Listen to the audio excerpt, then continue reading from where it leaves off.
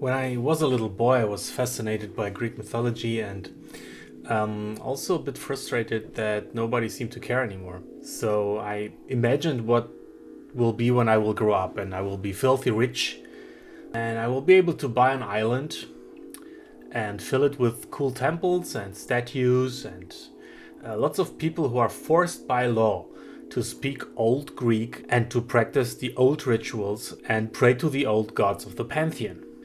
So unfortunately the filthy rich part didn't yet work out. But it did for others, like Michael Jackson, Remember the Never Ranch? Well, let's get into this here. The Strange Tale of Panorama Island by Suehiro Maruo.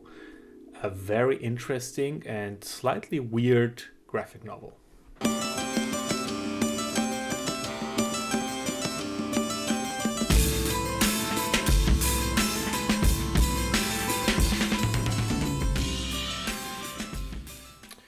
Hi there, it's Walt. Thanks for tuning in. Like most people, I have a strange fascination with Japan and of course also with manga. Without being really knowledgeable in manga things, I'm always trying to expand my horizon. And what is really interesting about Japanese culture is that it has a lot of Western influences, but it manages to stay very unique and literally insular. And speaking of islands, this is a graphic novel which is inspired by a novel written in the 20s by a Japanese author named Edogawa Rampo. I didn't know him. He seems to be very influential in Japan. He was a pulp writer. He wrote mystery stories and also weird and surreal ones.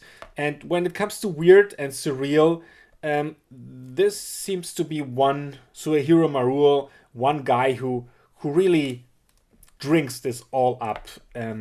He's a mangaka and illustrator, and he has been not very widely published outside of Japan, but his works are known in the West through online translations and also a very iconic and slightly disturbing style.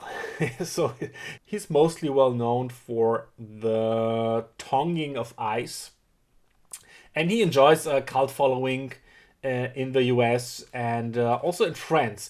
There are no German translations of his, and in English I could only find this here. Everything else is not available out of print. And his art style is a weird mix of the strange, the surreal, the sexual, the grotesque. And there's a great video if you're interested in his work after watching this here. There's a great video on his oeuvre, and I will link to it in the description. So when I opened this, it instantly reminded me of Last Year in Marienbad, famous French arty film from the 60s by Alain René, and it's creating the same vibe as this film, namely you're in an otherworldly, hyper beautiful, slightly decadent world where the beauty and the pleasure gives hand to the darkness and the subconscious. The story is about this guy here, a writer, a failed novelist who is broke, who is not very successful, and who finds out that his childhood friend, who looked very similar to him, has just died, has committed suicide. Edgar Allan Poe is dropped here. It's a big influence on the original writer of the story. Anyways, so he decides to do something really weird to basically take on his identity, like of this guy, of this childhood friend, and basically hijack this man's life, his wealth, his company, and also his wife. So it's a classic doppelganger idea. You can see here, well, this is also slightly erotically loaded here. They used to look the same, and they still do. And This is how the story begins. He gets rid of his old life and begins a new one. And of course, this is a great vehicle for the story, because we're always feeling with the protagonist, will he be discovered? Will this con of his work out or not? But why is he doing this? Is he doing it solely just to become someone else, to be a successful person finally? No, it goes a bit deeper than that. You know, being a writer is nothing else than creating worlds, and now he has the wealth to not only write about this obsession of his, this island, but also to recreate it. An island which is a fantastical place, one which serves only two principles, beauty and pleasure. And it's making your subconscious real, making it visible, if you can afford it. I mean, this is the ultimate game of status, if you can create a whole world for yourself, and where you realize your most secret desires. So here he is, digging out the dead person and just taking his place. It's really, really disgusting.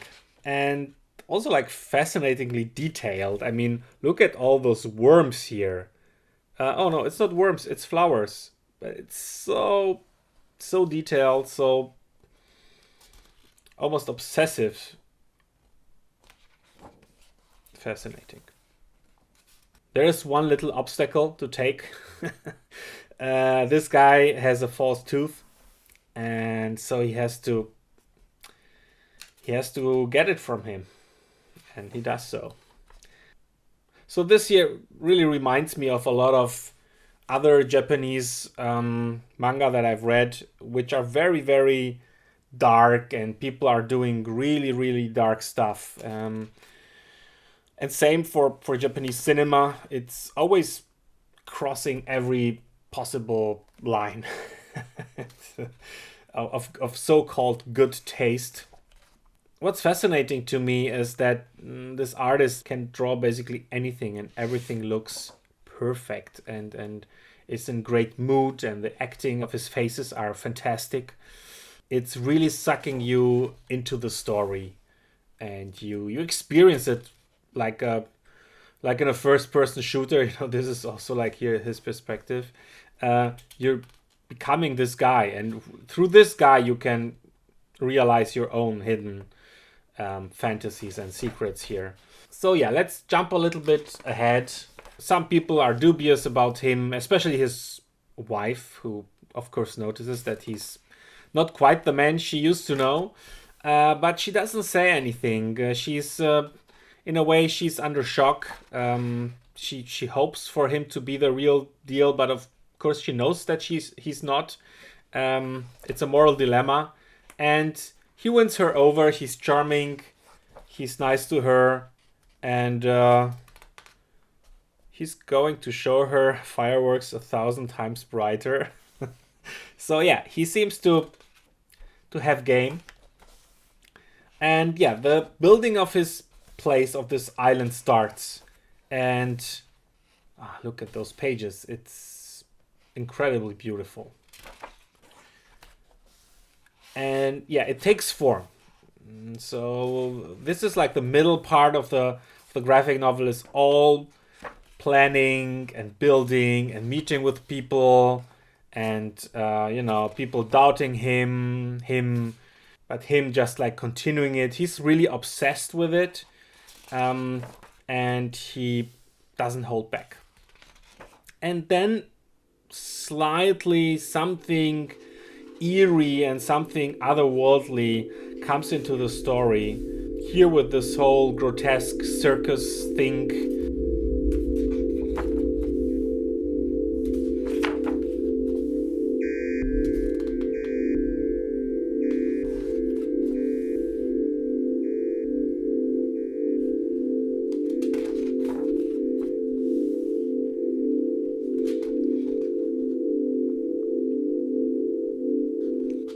So here he takes her to the island, or he announces it, that he wants her to come to the island.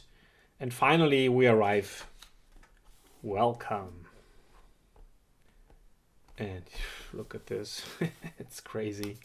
It's a super interesting mix between European and manga style, I would say.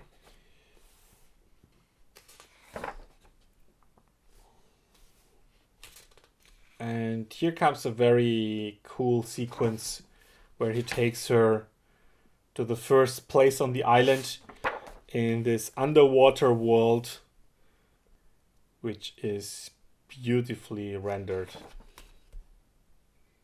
I was wondering here, normally you wouldn't see too much, right? I mean, underwater, not much light is coming down there. But, well, who cares if it's so beautiful?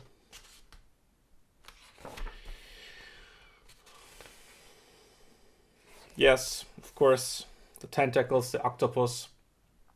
You know, Japanese have a fixation with a long-standing tradition, let's put it that way, with tentacles. You might think of hentai porn, but I'm also talking about hokusai, and there seems to be like a fascination with those animals in Japan. She is she's a normal human. She's not breathing underwater. She's not Aqua Girl. She's the housemaid. He gave her a new role on the island, and it's also, you know, hitting this note of a fantasy that many people, or basically everyone, has. What if this person that you know, maybe not very well, would be put out of her role, you know, the dental assistant, or I don't know, your girlfriend's best friend or whatever, and she's on this island and she's in a completely different role, almost acting something for you.